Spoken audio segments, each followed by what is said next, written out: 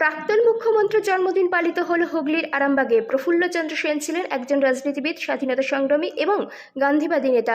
তিনি পশ্চিমবঙ্গ তৃতীয়বারের জন্য মুখ্যমন্ত্রী হয়েছিলেন। তাকে বলা হয় আরামবাগের গান্ধী।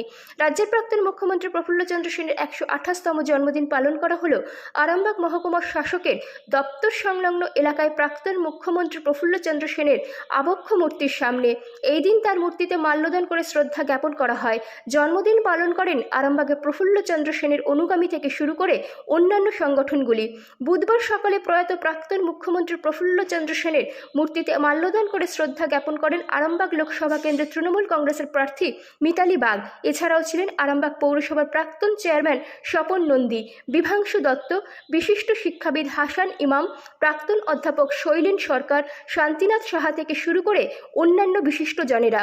24 আওয়ার্স আরামবাগের রিপোর্ট। ওইদিকে তাকান,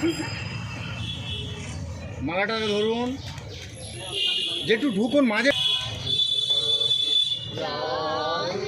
দিদি এবার একটু এইদিকে তাকান। কিছু করার না, ওটা একটা শুরু করতে হবে।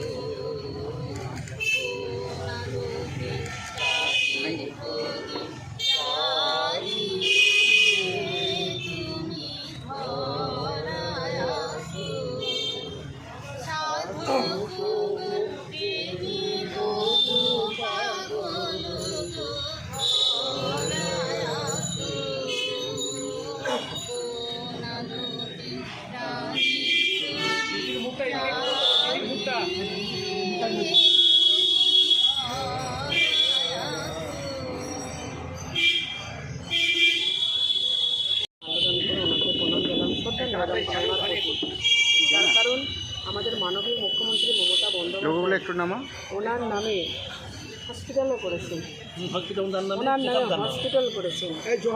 উনি আমাদের শ্রদ্ধেয়, আমাদের কাছে শ্রদ্ধেয়। তার জন্য আজকে